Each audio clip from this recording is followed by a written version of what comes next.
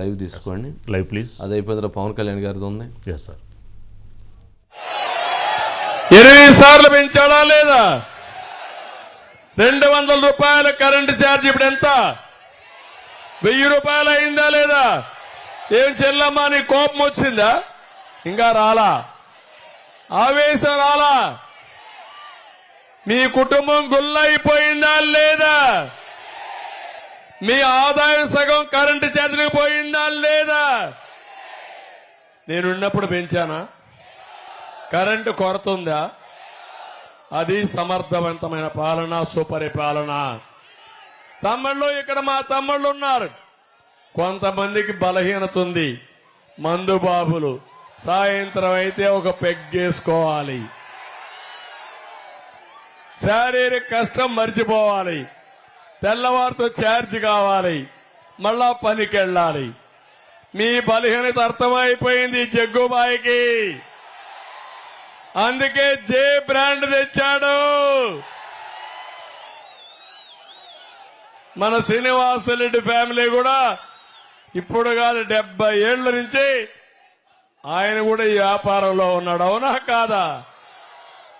ఇలాంటి బ్రాండ్లు ఆయన ఎప్పుడూ చూడలా. కొత్త బ్రాండ్ తెచ్చాడు, బూమ్ బూమ్ తెచ్చాడు,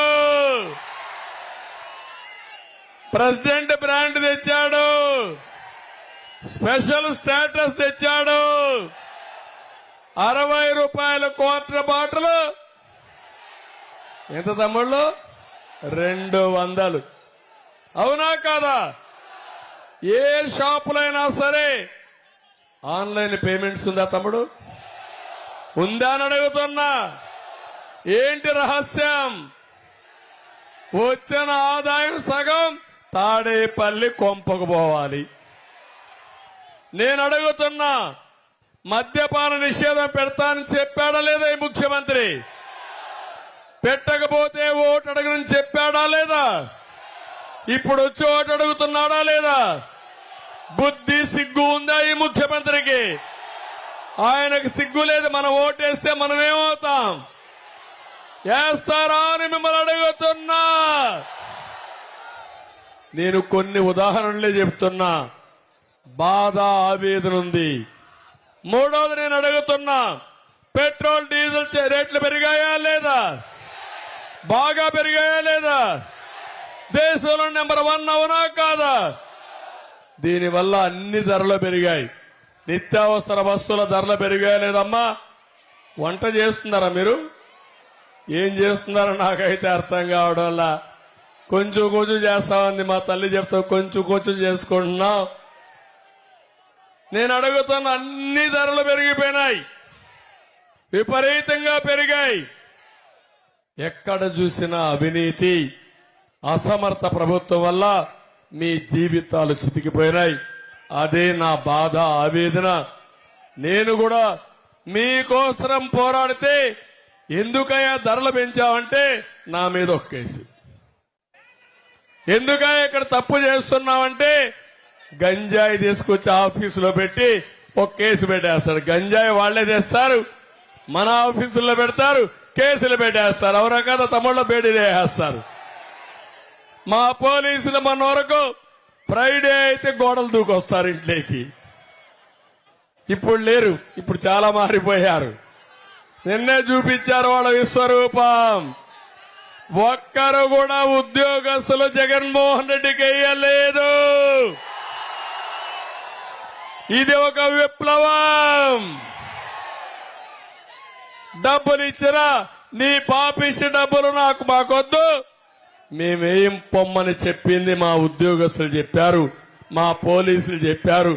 చాలా సంతోషం. నేను ఒకటే హామీ ఇస్తున్నా, వాళ్లకు న్యాయం చేసే బాధ్యత నాదని మీ అందరికి హామీ ఇస్తున్నా. తమ్ముళ్ళు, ఇప్పుడిప్పుడే చూస్తున్నా, తిరుగుబాటు ప్రారంభమైంది. ఈ రోజు రేపు ఉధృతం అవుతుంది. 13వ తారీఖున పోలింగ్ స్టేషన్ లో ఉధృతి పెరిగిపోతుంది. ఒకటే కోరుతున్నా, రేపు 13వ పోలింగ్ రాజకీయ పార్టీల కోసం కాదు. ఎవరి కోసం? ఎవరి కోసం? ఎవరి కోసం? మీకోసం అవునా కాదా అని అడుగుతున్నా. ఈ రాష్ట్రం కోసం అవునా కాదా అని అడుగుతున్నా. ఈ పిల్లల భవిష్యత్తు కోసం అవునా కాదా అని అడుగుతున్నా. తమ్ముళ్ళు, నేను ఒకటి అడుగుతున్నా. ఈరోజు ఇక్కడ ఇంతమంది తమ్ముళ్ళు ఉన్నారు. ఎవరికైనా ఒక్కడికైనా ఉద్యోగం వచ్చిందా? ఏం చెప్పాడు? మాటలు కోటలు దాటాయా లేదా? డిఎస్సీ పెడతా అన్నాడా లేదా? జాబ్ క్యాలెండర్ ఇస్తా అన్నాడా లేదా? ఇచ్చాడా జాబ్ క్యాలెండర్ మీకు? పెట్టాడా డిఎస్సీ మీకు? అయితే మీకు కోపం రాదు. యువత తరపున కూడా నేనే పోరాడాలా, లేకుంటే మా మిత్రుడు పవన్ కళ్యాణ్ గారే పోరాడాలా?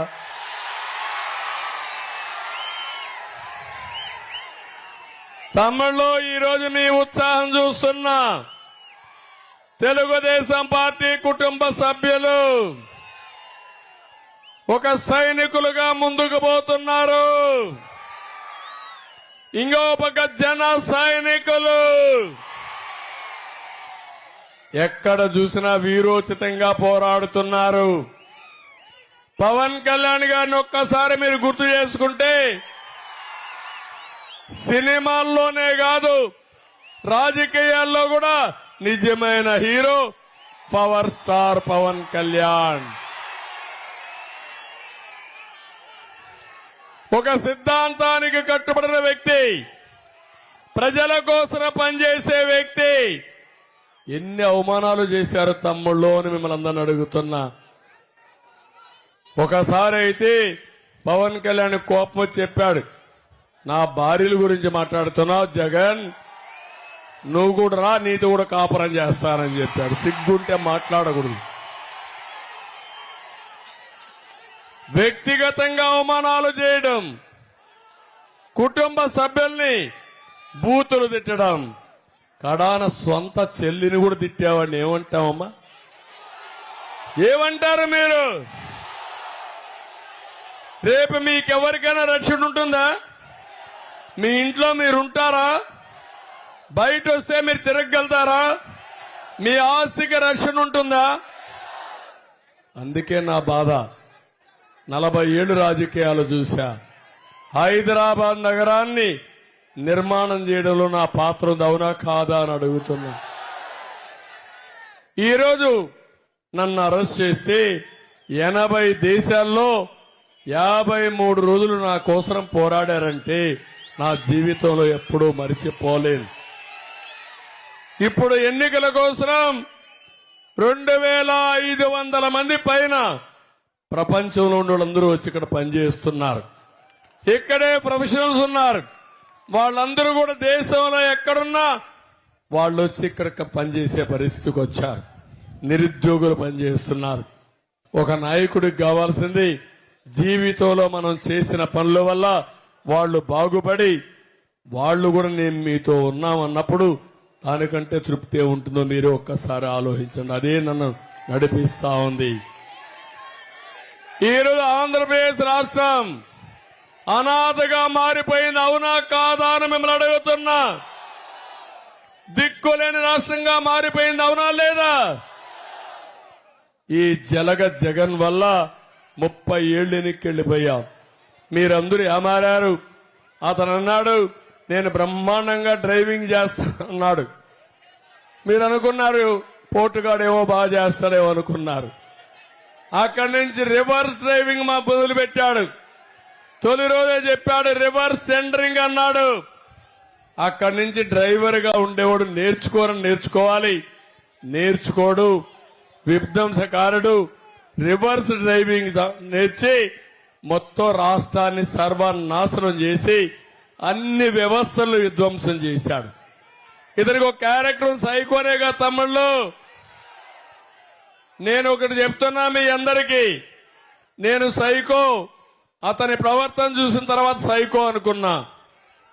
అలాంటి సైకోల్ని చాలా మందిని చూశాను. నాకు తిరుపతిలో ఒక జ్ఞాపకం ఉంది. ఒక అతను ఆడవాళ్లనే చంపేసేవాడు. 30 మందిని చంపాడు. క్రూరంగా చంపేవాడు. రాళ్లతో కొట్టు చంపేసేవాడు. ఎందుకు చంపుతున్నాడో అర్థం కాలేదు.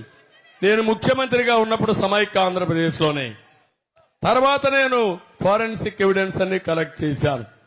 ఆ తర్వాత కనుక్కుంటే ఎప్పుడో అతని జీవితంలో తెలియదు, ఏం జరిగిందో తెలియదు, ఆడవాళ్ళని చంపడం మొదలుపెట్టారు. ఒంటరిగా ఉండే ఆడవాళ్ళందరినీ ఏమీ తీసుకునేవాడు కాదు. అలాంటి దుర్మార్గుడు ఈ సైకో. అతని ధ్యేయం ఒకటి, అబద్ధాలు చెప్తానే ఉంటాడు. మళ్ళీ మళ్ళీ చెప్తాడు. మీరు వినకపోయినా మిమ్మల్ని కొట్టి వినిపిస్తాడు. ఇది ఒక పద్ధతి. మీరు కాదు, దీంట్లో కొంతమంది ఉంటారు. మళ్ళా దానికి ఒక సాక్షి పేపర్ పెట్టాడు, సాక్షి టీవీ పెట్టాడు, అందులో మళ్ళా వేస్తానే ఉంటాడు. ఇవన్నీ మీరు చూస్తే నా జీవితంలో ఇలాంటి నాయకుడిని ఎప్పుడు చూడలా, ఇలాంటి దుర్మార్గుడిని ఎప్పుడు చూడలా. ఈ రాష్ట్రాన్ని కాపాడుకుంటారా లేదా అని మిమ్మల్ని అందరిని అడుగుతున్నా. నేను ఒకటే మీ అందరికి విజ్ఞప్తి చేసేది, 13వ తారీఖున కబ్జాలకు, బాధుడికి, అరాచకాలకి ముగింపు పలకాలి. సిద్ధమేనా మీరు? వైసీపీ ప్రభుత్వ అవినీతికి, దోపిడీకి ముగింపు కావాలి. సిద్ధమా మీరు? ప్రజాస్వామ్య పరిరక్షణ, ఇంకొక పక్క స్వేచ్ఛకు నాంది పలకాలి. ఏం తమ్ముళ్ళు సిద్ధంగా ఉన్నారా అని అడుగుతున్నా. అంతేకాకుండా ఈరోజు నేను ఒక్కటే మిమ్మల్ని కోరేది, ఈరోజు రాష్ట్రంలో విధ్వంస పాలన కావాలన్నా, అభివృద్ధి పాలన కావాలన్నా, మీకు సంక్షేమ పాలన కావాలన్నా, సంక్షోభ పాలన కావాలన్నా, మీకు మీ బిడ్డలకు ఉద్యోగాలు కావాలన్నా, గంజాయి కావాలన్నా తమ్ముళ్ళు అని మిమ్మల్ని అడుగుతున్నా. మీ ఆస్తులకు రక్షణ కావాలన్నా, లేకపోతే జగన్ ల్యాండ్ గ్రాబింగ్ చట్టం కావాలన్నా? నేను ఒకటి అడుగుతున్నా మిమ్మల్ని, భూమి మీదేనా? నమ్మకమేనా? నాకు నమ్మకం లేదు మీ భూమి అని. మీదేనా భూమి? ఇది చూసారా? ఇవి పట్టాదారు పాస్ పుస్తకం. ఇది మీ ఫోటోనా? ఇది ఎవరి ఫోటో? ఇది భూమి ఎవరిది? జలగా తాత ఇచ్చాడా? వీళ్ళ నాన్న ఇచ్చాడా మీకు? వీళ్ళ ముత్తాత ఇచ్చాడా? మీ తాత ఇచ్చాడు, మీ తండ్రి ఇచ్చాడు. మీ వారసత్వం, మీ కష్టార్జితం, అవునా కాదా? అయితే ఈయన ఫోటో ఎట్టేస్తాడు? ఎట్టేశాడు అంటే మనం అడగం కాబట్టి ఏమైనా చేసే దుర్మార్గుడు. నేను అడుగుతున్నా, 14 ఏళ్లు ముఖ్యమంత్రిగా నేను పరిపాలించా. ఎప్పుడన్నా నాకు ఈ ఆలోచన వచ్చిందా? ఎప్పుడన్నా వేసానా నేను? ఈ ఎట్లుండాలంటే పట్టాదారు పాస్ పుస్తకం అంటే మీకు ప్రభుత్వం ఇచ్చే ఒక గ్యారంటీ. ఇంత మునుపంతా కూడా ఈ విధంగా ఉండేది. ఇది ప్రభుత్వ ఎంబ్లం, ప్రభుత్వ అథారిటీ. ప్రభుత్వాన్ని అంటే ఒక సావర్నటివ్ పవర్, దాన్ని మీరు ఆమోదిస్తారు కానీ 5 ఏళ్లలో పోయే సైకోని మీరు యాక్సెప్ట్ చేస్తారా అని మిమ్మల్ని అడుగుతున్నా. అందుకే నేను చెప్తున్నాను, నేను ఒకసారి దీన్ని పూర్తిగా రద్దు చేసి మళ్ళీ గవర్నమెంట్ ఎంబ్లంతో పట్టాదారు పాసు పుస్తకాలు మీకు ఇస్తా. ఇప్పుడు ఒకటే చెప్తుంది, ఏం చేద్దాం ఇప్పుడు? దీన్ని చించేయమంటారా? చించమంటారా? కోపంగా ఉన్నారా? గట్టిగా చించాలా? చిత్తుగా దించి చెత్తపొట్ల వారేస్తున్నా. దానికంటే ప్రమాదం, జగన్కి మీ ఆస్తి మీద కన్నుబడింది. ఇది మరీ ప్రమాదం అని చెప్తున్నాను. నేను చెప్తే మీరు అనుకోవచ్చు నాకేదో ఆయన మీద కోపం ఉందని. నా కోపం కాదు, మీ మీద నాకు ప్రేమ. ఎందుకంటున్నానంటే కొత్త చట్టాన్ని ఆయన తీసుకొచ్చింది ఏపీ ల్యాండ్ టైటిలింగ్ యాక్ట్. నేను అడుగుతున్నా, ఇది ల్యాండ్ టైటిలింగ్ కాదు, జగన్ ల్యాండ్ గ్రాబింగ్ యాక్ట్. ఇది మీ భూమి అంతా తీసుకుంటాడంట, మీకు జిరాక్స్ కాపీ ఇస్తాడంట.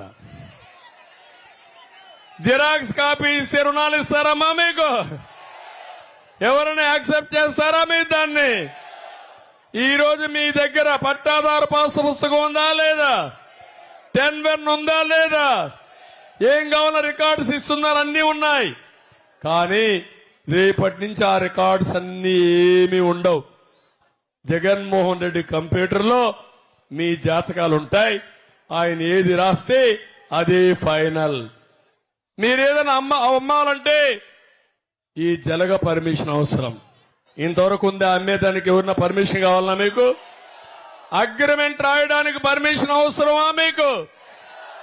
మీరు తాకట్టు పెట్టడానికి మీకు పర్మిషన్ అవసరమా మీకు?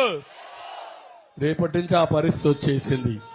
అంటే మీరు గుర్తుపెట్టుకోవాల్సింది, దీని మీద ఆయన సొంత కంపెనీ, కంప్యూటర్ కంపెనీ బినామీ అమెరికాలో ఉంటుంది, అందులో రికార్డ్స్ పెడుతున్నాడు. మీరు అమ్మాలంటే ఆయన గుమస్తా దగ్గరికి పోయి పర్మిషన్ తీసుకోవాలి.